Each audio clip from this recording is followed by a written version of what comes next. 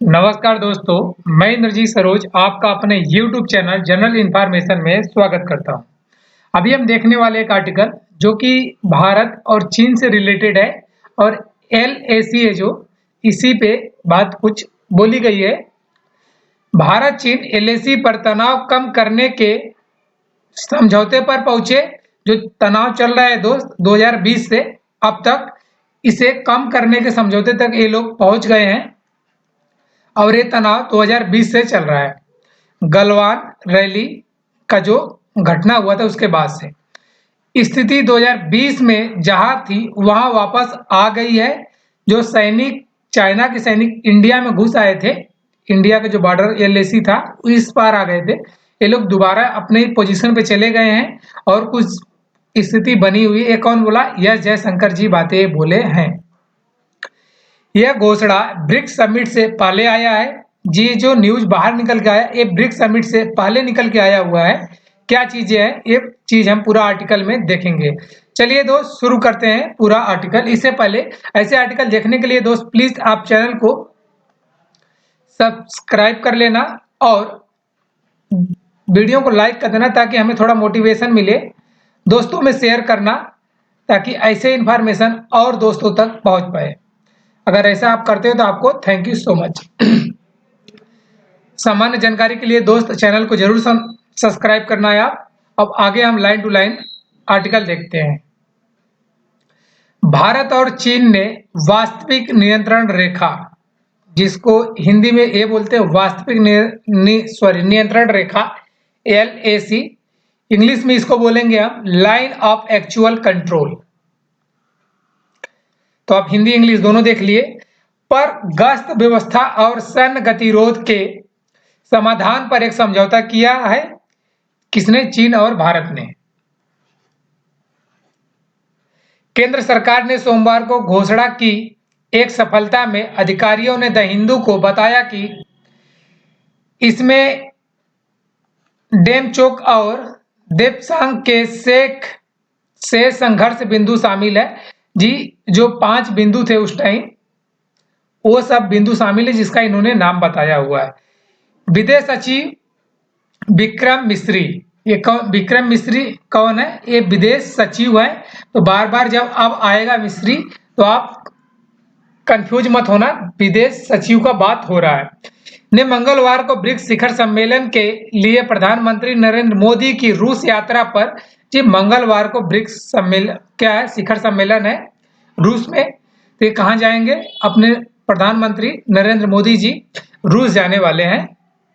रूस यात्रा पर एक प्रेस वार्ता के दौरान यह घोषणा की चीनी राष्ट्रपति शी जिनपिंग इस कार्यक्रम में भाग लेने वाले हैं।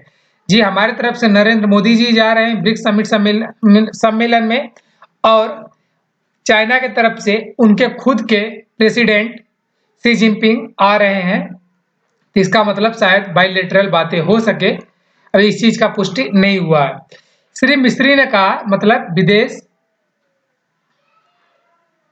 सचिव बोले, पिछले कई हफ्तों से भारतीय और चीनी राजनीति और सैन्य वार्ताकार विभिन्न मंचों पर एक दूसरे के साथ निकट संपर्क में है। मतलब कई हफ्तों से हमने बातें कर रही। इसका मैंने बहुत सारा आर्टिकल इसी वीडियो में कवर किया हुआ है इसी चैनल पे। और इन चर्चाओं के परिणाम स्वरूप भारत चीन सीमा क्षेत्रों में LAC पर गश्त व्यवस्था, भारत और चीन की जो सीमा है LAC एक्चुअल जो भी मैंने बताया उसके जो गश्त व्यवस्था एक्चुअली होता क्या है दोस्त कि ये अपना LAC हो गया तो चीनी सैनिक यहाँ रहेगा, ये गश्त तक करने यहाँ तक आ सकता है। भारत के सैनिक यहाँ तक आ सकते हैं। इधर इंडिया है और इधर चाइना है। तो ये लोग कुछ एक बफर जोन होता है, ऐसे मान लो बफर जोन बना लिया है आप, तो इसमें कुछ हद तक इंडिया जाएगा, कुछ हद तक चाइना जाएगा। तो ये जिस लाइन से जाना शुरू करते थे ना, ये लोग इस लाइन को ही घसका के यहाँ लेके आ गए थे। बोले कि हम यहाँ से आएंगे और यहाँ तक बफर जोन बनाएंगे, हम यहाँ गश्त करेंगे। ये हिस्सा पूरा चाइना का है। ये इनका क्लेम था 2020 में और इसी में बहुत सारा झड़प हुआ था और वो लोग अपने हाथ में हथियार लेके आ गए थे और बहुत बड़ा हुआ था उस टाइम का न्यूज आप लोग देखे होंगे। इसीलिए जो गश्त व्यवस्था पर सहमति बन गई है, इनका गश्त व्यवस्था पर यही सहमति बना है कि ये जो लाइन है, हम जो पहले आते थे 2020 के पहले वहां चले जा रहे हैं और आप लोग जो वो वहां से आओगे, जिससे 2020 में इन क्षेत्रों में उत्पन्न हुई मुद्दों का समाधान हो गया है। मतलब ये लोग पीछे हट गए, इसका समाधान हो गया। दोस्त, पीछे हटने का कई बार मार्केट में न्यूज आ चुका है, बट अभी तक पुष्टि नहीं हुई थी। बट इस बार यह जयशंकर जी बोल रहे हैं, इस मीन्स कि कुछ बातों में गंभीरता है। उन्होंने कहा कि दोनों पक्ष अब इस पर अगले कदम उठाएंगे। कुछ घंटों बाद विदेश मंत्री एस जयशंकर ने गश्त पर समझौते के महत्व की पुष्टि की, जो 2020 में बंद हो गया था, जिसके बाद दोनों पक्षों ने विवाद के कुछ क्षेत्रों में बफर जोन को स्वीकार कर लिया था, जिससे सेनाओं को उनके समान गश्ती मार्गों से वंचित होना पड़ा था। जी 2020 में जब ये लोग आ गए, ये अभी मैंने बताया आपको कि ये लाइनें हैं, अगर चाइना, ये इंडियन सैनिक यहाँ तक गश्त करने आती थी, बट ये चाइनीज आके अगर यहाँ पे एक्चुअल लाइन आप कंट्रोल बताने लगे, बना लिए, तो हमारी सैनिक यहाँ नहीं आई, क्योंकि चाइना की सैनिक यहीं पे खड़ी है इस बॉर्डर पे। इसके बाद ये गश्त करना चाहेंगे तो हमारा रेंज कम हो गया और चाइनीज हमारे रेंज के अंदर आने लगी, इसलिए ये जो वंचित होने लगा था एरिया, अब उससे हट के उम्मीद है कि अब लोग पूरा गश्त कर पाएंगे।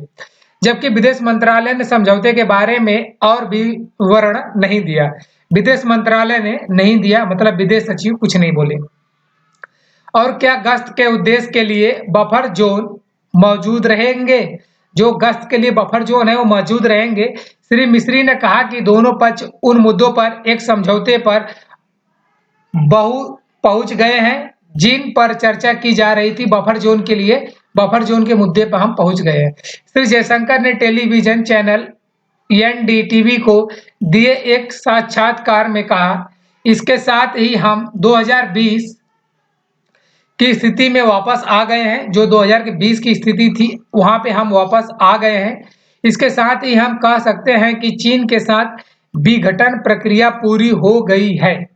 मतलब ये बोल रहे हैं कि जो चीन के साथ हमारा विघटन प्रक्रिया था वो पूरा हो चुका है। अतीत में सरकार ने कहा कि विघटन केवल शुरुआत होगी और एलएसी पर समान स्थिति केवल उन सैनिकों की वापसी और विमुद्रीकरण के बाद ही होगी। मतलब एलएसी पे जो ये समान स्थिति तब बनेगी जब सैनिक हमारे वापस, इनके सैनिक वापस चले जाएंगे और विमुद्रीकरण के बाद ही होगा। जिन्हें चीन ने एलएसी पर जमा किया है, चीन ने एलएसी पर बहुत सारा अपना सैनिक जमा किया है, अगर ये लोग वापस जाते हैं तब शायद सब कुछ समान बने। जिसके कारण भारत द्वारा जवाबी तैनाती की गई थी। उस टाइम जब इन्होंने, चीन वालों ने वहां पे बहुत सारा सैनिक ला दिए थे। मतलब एक लाइन यहाँ है, दूसरी लाइन यहाँ है, चीन ने इस लाइन को यहाँ बताते हुए अपनी सैनिक यहाँ खड़ा कर दिया था बहुत सारा। तब जवाबी कार्रवाई के लिए हमारी भी सैनिक यहाँ जाके बहुत सारी सैनिक खड़ी हो गई थी, जिसके वजह से अब ये बोला जिसके कारण भारत द्वारा जवाबी सैनिक तैनाती की गई थी। इसका मतलब हमारे सैनिक भी वहां जाके हद से ज्यादा, जितने होने चाहिए उससे ज्यादा वहां मौजूद हो गए थे। ब्रिक्स शिखर सम्मेलन से ठीक एक दिन पहले घोषणा का यह समय यह संकेत देता है कि श्री मोदी और शी जिनपिंग के बीच बैठक, अगर ये चीज नॉर्मल होती है तो शायद मोदी जी शी जिनपिंग के साथ बैठक करें, बायलैटरल बातें करें, द्विपक्षीय वार्ता, जिसके बारे में अटकनें लगाई जा रही थी कि अगर ये सॉल्व नहीं होता तो शायद ये दोनों नेता आपस में बैठ के बातें ना करें। अब होने की अधिक संभावना है कि शायद ये दोनों नेता बैठ के बात करें, ये बैठने की संभावना अधिक है। हालांकि दोनों नेताओं ने 2014 से 2020 के बीच 18 बार मुलाकात की। ये झड़प होने से पहले दोस्त, इन्होंने 6 साल के दरमियान, कम से कम 6 से 7 साल में ये लोग 18 बार बात किए थे, मिले थे।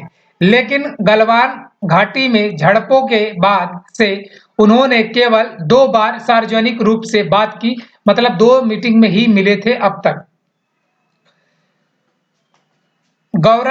मतलब है कि चीनी सरकार ने सोमवार को सीमा समझौते की घोषणा या टिप्पणी नहीं की है। चीनी सरकार जो है इस समझौता और ऐसे कुछ घोषणा का कोई टिप्पणी नहीं किया है। दोस्तों, चीन में ऐसी मीडिया नहीं चलती जिससे हमारे यहाँ चलती है। चीन का जो मन करता है वो आके बोलता है, अदरवाइज वो मैक्सिमम चीज दबा ले जाता है। जब उस टाइम ये चीज हुआ था कि हमारे सैनिक यहाँ है और उसके सैनिक यहाँ पे है, ये बफर जोन है, और जब इन्होंने अपनी क्या की सैनिक की कुछ टुकड़ियों को लेके एलएसी का इन्होंने मीनिंग ही चेंज कर दिया, यहाँ पे लिया के सैनिक खड़ा कर दिए। तब उस टाइम जब हमारे सैनिक को ये बातें पता चली और बहुत बुरा लगा उनको, तो जितने वहां पे उस टाइम मौजूद थे वो यहाँ आके इनको पीछे हटने के बोले, बट इन्होंने डंडे में तार लपेट के लेके आए थे चाइनीजों ने। उन्होंने हमारे सैनिक को मारा, जो कि हमारे 10 से ज्यादा जब घायल होने लगे, तब हमारे वालों को गुस्सा आया और हमारे वाले सैनिक उनको इतना ढंग का धोए थे कि कहा जाता है कि 40 से लेकर 60 सैनिक चाइना के उसी टाइम शहीद हो गए थे, मतलब मर गए थे। लेकिन चाइना ने उसको मीडिया में आके आज तक एक्सेप्ट नहीं किया है। लेकिन जो भारत के साथ घटना घटी थी उस टाइम, भारत ने उसे मीडिया पे आके एक्सेप्ट किया। हमारे जो भी सैनिक वहां घायल हुए थे, जो शहीद हुए थे, उनको वो दर्जा मिला। लेकिन चाइनीज वो सैनिक के वो दर्जा नहीं मिला, ना ही चाइना ने उसे एक्सेप्ट किया। तो इसी तरीके से जो ये बातें बाहर आ रही हैं, इसे भी चाइना फुल्ली एक्सेप्ट नहीं करने वाला। संभावित बैठक, नेताओं के बीच संभावित बैठक के बारे में पूछे जाने पर चीनी विदेश मंत्रालय के प्रवक्ता लिन जियान ने कहा कि वे अगर कुछ भी सामने आता है तो सूचित करेंगे, कि अगर ऐसा कुछ बातें होती है तो हम ये चीज बाहर आके आपको सूचित करेंगे। लेकिन ऐसा कुछ इन्होंने बोलने से बच गए कि ऐसा कुछ सामने आता है तो, अगर कुछ भी सामने आता है तो सूचित करेंगे। इसका मतलब अभी ये कुछ बोलने से बचना चाहते हैं। ये चीन के लोग अपने नागरिकों के अंदर भय पैदा ना हो, इसके लिए बहुत डरे डरे से रहते हैं। श्री मिस्री ने भी नेताओं के बीच बैठक की पुष्टि नहीं की है। मतलब जो हमारे विदेश सचिव हैं, उन्होंने भी इन दोनों नेताओं के बैठक की पुष्टि नहीं की है। लेकिन कहा कि सरकार ब्रिक्स शिखर सम्मेलन के स्थल कजान में कई द्विपक्षीय बैठकों पर चर्चा कर रही है। मतलब ये जो सरकार जा रही है हमारी, मतलब श्री मोदी जी वहां गए हैं, ये कई देशों के साथ द्विपक्षीय बैठक करेंगे। तो उसमें यह भी काउंट किया जा सकता है कि इसके साथ भी हो सकता है चाइना के। ब्रिक्स एक बहुपक्षीय आयोजन है, हालांकि निश्चित रूप से किनारे पर द्विपक्षीय बैठकों का हमेशा प्रावधान होता है। मतलब हम लास्ट में चल के द्विपक्षीय वार्ता कर लेते हैं जो भी वहां राजनेता आए हैं। हम वर्तमान में प्रधानमंत्री के संग्रह कार्यक्रम पर विचार कर रहे हैं। द्विपक्षीय बैठकों के लिए कई अनुरोध हैं, और जैसे मतलब कई ऐसे देशों का अनुरोध है, रिक्वेस्ट है कि हम आपके साथ बात करेंगे, और जैसे जैसे द्विपक्षीय बैठकें होंगी हम आपको उसके बारे में जानकारी देते रहेंगे। मतलब जिसके जिसके साथ होगा न्यूज मीडिया आपको बताती रहेगी, और ये विदेश सचिव भी आपको बताएंगे।